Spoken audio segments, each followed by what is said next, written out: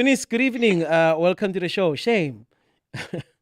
Hi, good evening. Yeah, welcome, Pastor Given, for having me back, and Abigail as well. Abigail is here Um, as well. Good evening, Abigail. How are you doing today? I made it. I made it. Amen. Thank you very much. I hear you guys have got something in common today. Yeah. yes, we're both feeling a bit, under the weather with sore, scratchy throats and Oh coughing, and man. Now, so it's one of those things this time of the year. Yeah. yeah, it's the turning of the year, but we pray for your total healing, and the Lord is faithful to heal both of you. So, Yes. the month of May is Mental Health Awareness Month. So I wanted us to delve into some of mental health issues that do prevail in the workplace. And, we're dealing with human beings. We made it abundantly clear last week that the H in HR is for humans. So because we're dealing with humans, you are here now, and you guys have scratchy throats, and there's the flu bug going around, and it is affecting you guys. And it can also have an effect on your mental health as well in the workplace. When the pressure is Mhm. there, you must deliver and all of that. So just to start off, can we look at some of the signs of mental health? What are some of the signs?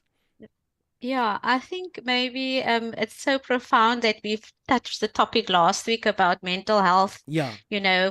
like for employees and employers.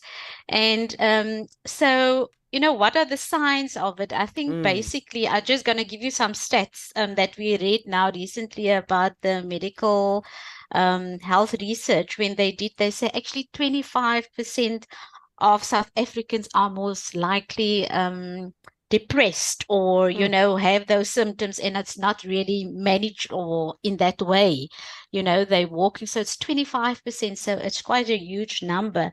So what are some of the signs that you can identify in people, or in the workplace? It's always, people, like you were just saying, people being sick, so that Mm. affects Mm. their Mm. deliverables, and always people that's maybe always late for work, looking tired, extremely stressed or stressed, and having trouble concentrating, and managing decisions in multiple tasks. Also, some people maybe avoid social activities, and try to not be amongst other people, and also and maybe getting quick irritated or emotionally frustrated with people very quickly, very anxious in that way. So those are some of the signs that you can and see into people. And I think we will break it down a little bit later on, when we will look at what are the signs of or different stages of burnout that you can actually identify and look into people. Yeah. So yeah, so maybe Abigail can just explain to us, how to improve the mental health, or wellness of individual. Yes, Abigail, please do come in, because when the throat is scratchy, you run for one of those lozenges that clear out the throat. You can go quickly for a flu text. But with mental health, how do we improve? How do we improve mental health, and especially in the workplace? Yes, yes. Yeah, especially in the workplace. I think it is about spending, you can spend more time outdoors, get some fresh air, take your dog for a walk. It really opens up all your senses, you Mm. know. Mm. And and like if you exercise, they say the good of just exercising, it just lifts your mood. Yeah. It's got a great effect on your mood, a positive effect. And then also, like Bernice said, they avoid social activities. Mm. And that is how we do that, is to connect with people, Yeah. connect with people. Um, you don't want to go out, but I always say, if you don't feel like it, just put your body out there. Mm. Mm. And by the time you had a conversation, a coffee, you feel much better. It's true. Yeah. And yeah, yeah, it is. You feel I know that men, not all men, if you tell them something, they want to fix it immediately. Yeah. True. But women, I say it is very important that you have this one friend or friends as a woman to have a coffee with and just talk and express your frustrations. And then those ladies, they actually don't want an answer, because they know it is a very it's really something you can't really. I'm not talking about relationships and so on. Yeah. But when they leave, the mood is better. They laugh and they cry. All of those emotions. It is almost like you get it balanced. Yeah. And then also the sleep. Sleep is a big thing to improve your mental health. Wow. Because in today's age, everybody's sleeping actually later because of the social media. True. Because you take your phone, into your bedroom and you are on your phone. That is the last thing that you touch. And the first thing that you touch is your phone. Yeah. So I think social media really has an effect on our sleep patterns. So sleep is very important. If you don't sleep properly, because some of us need 6 hours, some of us need 8 hours, children maybe needs 10 hours. You know your body, and if you don't let your body rest, then the body cannot perform like the next day. And then also do something that you like. Yeah. Because when you were young, I will take example I will make use of an example. It's like singing. I love to sing, but life happens. You get married, you have children, and you sort of you desire to do it again, but it is you've got to do what you have to do. You've got children, you must work, and so on. So do something like a hobby. Meet with the friends, and all of this. I mean, there's a lot more to go outdoors with people. You do something that you enjoy. It is all. If you do that, then it is all. It's like a proactive decision that you make. So you are investing in your mental health. Yeah. If you don't do these things, if you don't sleep, you cannot perform, If you don't connect with people, it is not good for the soul if you don't connect with people. So it is all about investing in your well-being. Like we invest in our bodies, we go to gym, we invest in our spiritual life. We go to home cell and we keep our connection with God. Like really, all of us are working very hard to have that connection with God. So I think we must all invest that, and we should know that the body, the mind works together. If you financially, you got a lot of money, but emotionally you are not balanced, it causes havoc. So what we should do as people is to get that balance in all the areas of our lives. Yeah, I think it's very important to get that balance, because if you lose that balance, this is when you find people looking for answers at the bottom of a beer bottle, and thinking they are fixing themselves, their state of mind, and when they're actually going deeper. Others, you'll find that they start to eat a lot of fatty foods. They start to look for comfort in food. And then that is when the health goes south, and that affects productivity, because now you must always be at the doctor.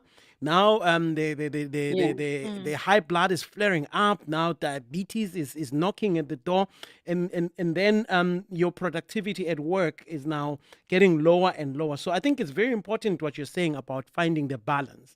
But then there's these, workers or employees or people who are in the space of work. There's this one that sneaks on you. You don't really, pick up that, listen, now I'm burnt out.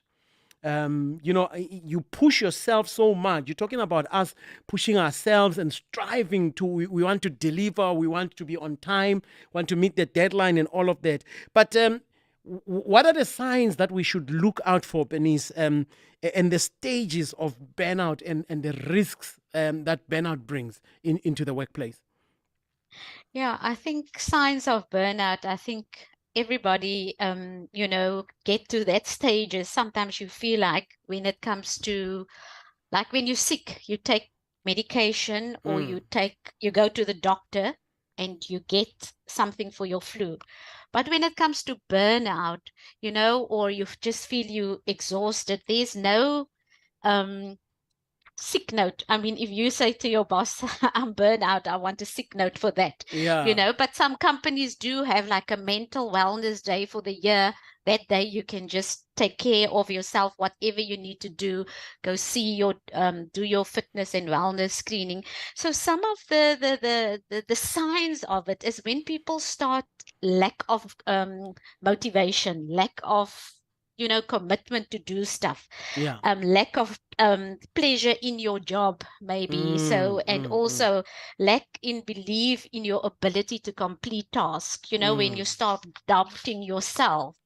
And then also some of the stages of the burnout could be constantly when people need to prove themselves.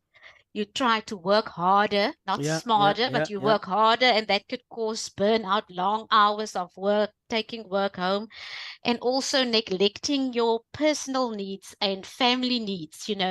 So when you go beyond, when you sacrifice too much of yourself, and also, when a displacement of conflict and also withdrawal. Someone mentioned earlier, or I mentioned actually, you actually don't want to socialize with people.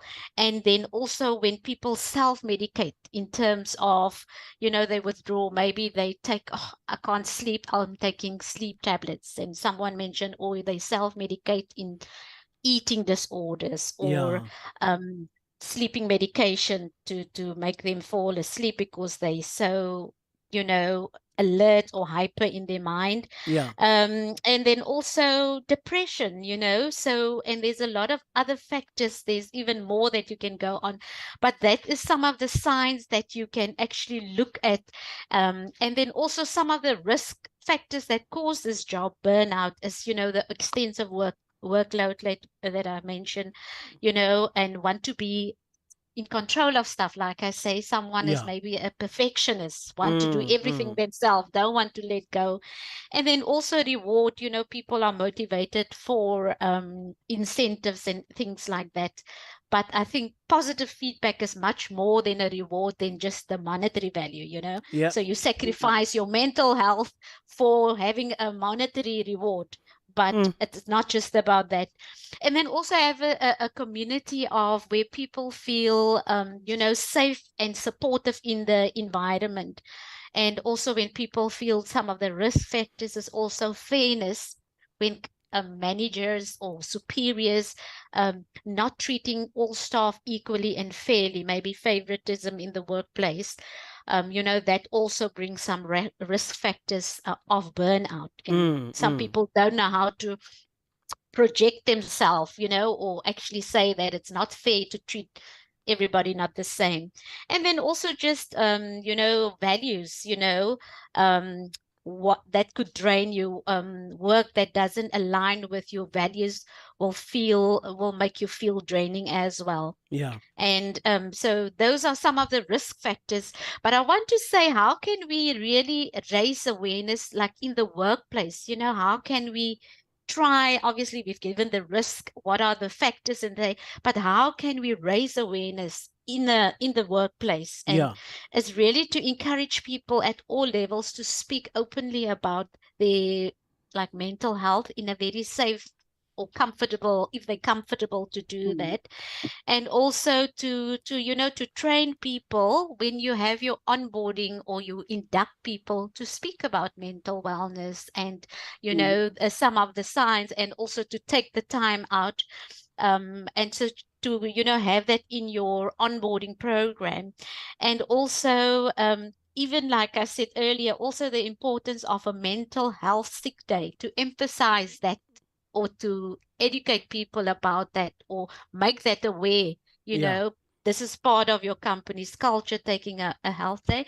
And then also just internal communication, have a newsletter, have a blog about wellness, and raise awareness to staff. That already is small little factors, but that will also create an environment where people feel they are supported in the work environment and can have a place of comfort where they can raise their concerns or Yeah. something like that. Yeah. A safe place. A very Yes, a safe place. it's a need actually more than it is a want. But now, before Yes. I let you go, ladies, you said yourself that there are some workplaces where there will be that space for wellness, where they will give that day, or even a whole department of that deals with wellness. Something happens to you, you will go there. They will get someone to talk to you. They will put you through therapy and all of that. But not every employment has got that. So where do we find help? Where can we go to find help in terms of mental health? Well, maybe I'm just going to give the one, and then Abigail can elaborate, because I think she worked at a counseling center. Is that correct, Abigail, at the Hope Center? Yeah, but anyway, you can say, so where did everybody, so I know about this SADC. I think not everybody is aware, but I mean, you can go onto the South African Depression and Anxiety Group. They've got a helpline where you can directly call them, and then they have various counseling sessions, one-to-one or telephonically, where they can assist and help you. They even have an online a WhatsApp a group, actually. I think a electronic portal. I've actually joined some of those sessions, and it's really, really good. You can sit in some of the training sessions. They have half an hour, and if you go through the sessions, you can actually indicate and say, okay, after that, you would like to speak to a counselor. So if you go onto their website, there is a online platform where they have that type of support, and it's on your mobile app, and you can even be part of that group and community. And then Abigail can actually mention some of the other institutions where people can actually get support. Yeah, please go ahead, Abigail. Yeah, the what I find is that when people feel really down, before it really gets to depression, it is stress, anxiety, and if the anxiety tarries too long, it goes into depression, whereby you just feel you cannot get out of that black hole. So there's a lot of social platforms. There's also formal platforms like Bark. Yeah.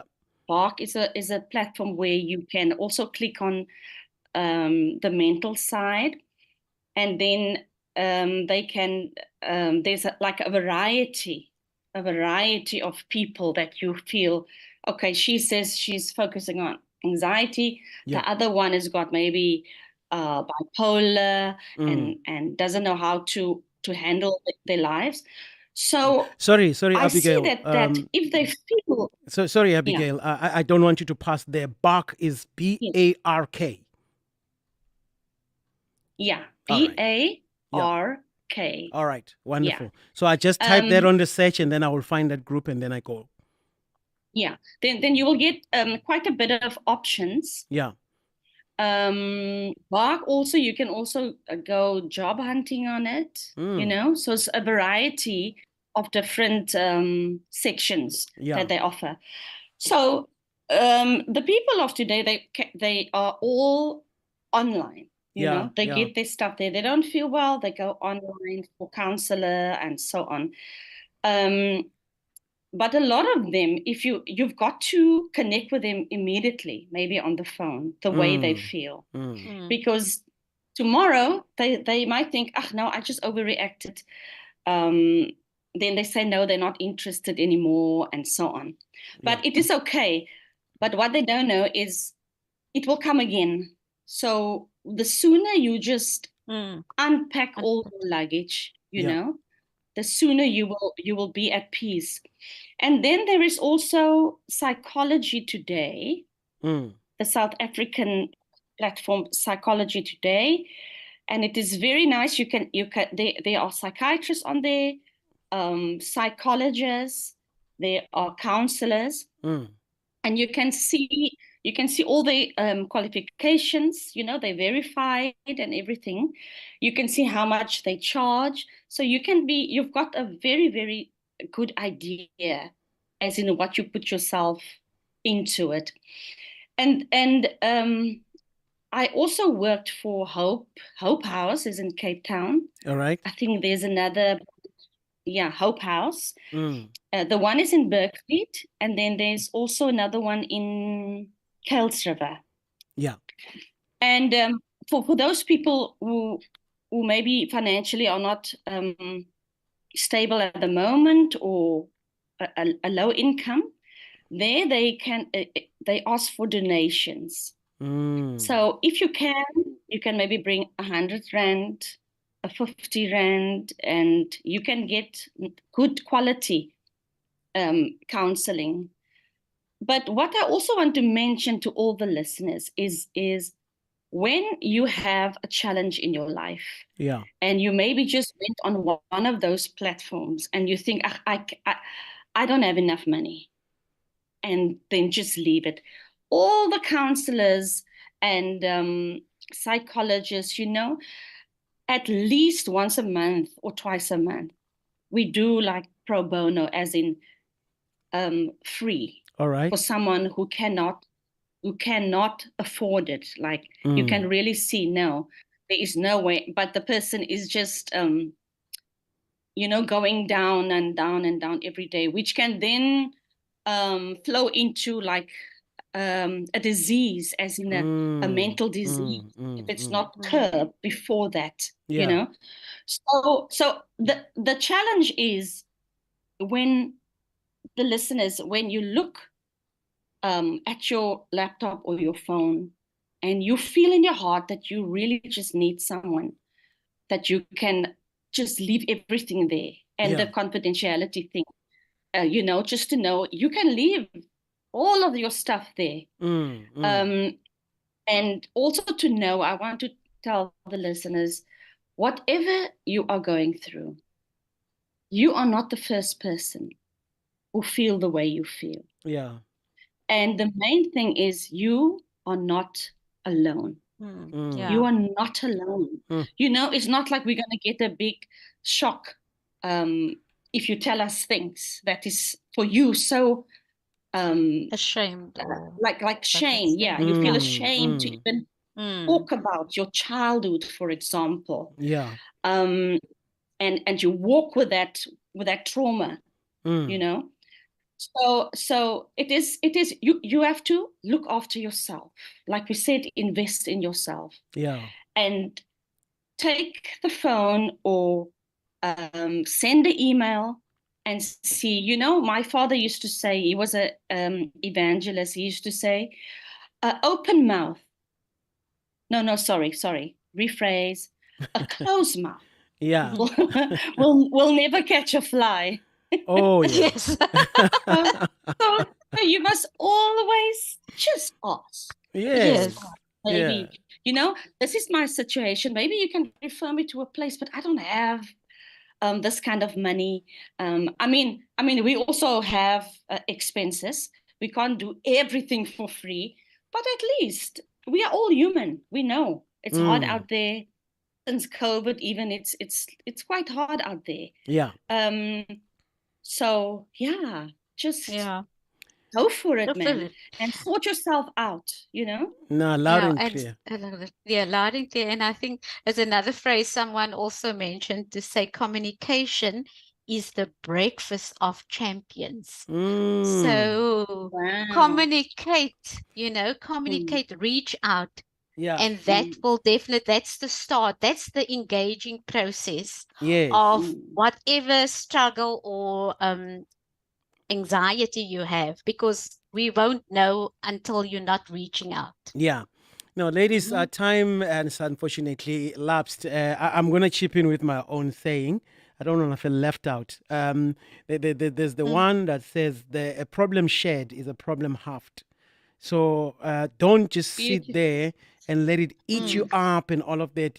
Find someone that you can talk to. Like you said earlier, you come back feeling much, much better, much more Yeah, positive. You've got new energy and all yeah. of that. Relieved. Yes. Yeah. Abigail, let's start with you. Where do we find you and how can people contact you?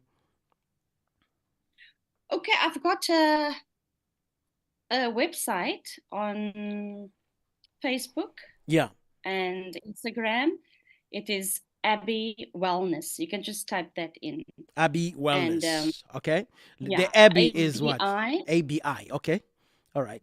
Yeah, ABI Wellness. All right. And you will see my name also pops up there, Abigail. All right. Abigail Lehman. Wonderful. We look forward to interacting with you and having you on this show. In fact, this lot is yours. Every week, come through. Let's talk because these issues are there every day in the workplace. Now, Yes. Bernice, where do we find you? How do we contact you? Yes, yes. So you can find us on our website www.dbdsolutions.co.za. We're on Facebook and on LinkedIn. Yeah. And people can just go on our website, send us a request, and reach out to us, especially, if they want to engage with us as being a HR partner for wellness or any HR projects. Wonderful. Ladies, thank you very much for coming through. May you have yourselves a wonderful evening. Please keep warm and let these flu and colds leave you alone. Thank you for having us. Thank you so much. Thank you so All right. much. Yeah, Bye. there you go. That's Bernice and our other guest there, Abigail. We have them again next week. I really hope and pray because we've got so much that we would love to engage them on. On and forwards we go with the show. We're going to get Usia Jobe right now, and he says, "You are." You are tuned to Radio Cape Pulpit on 7 to 9 a.m. Radio that cares 24 hours a day.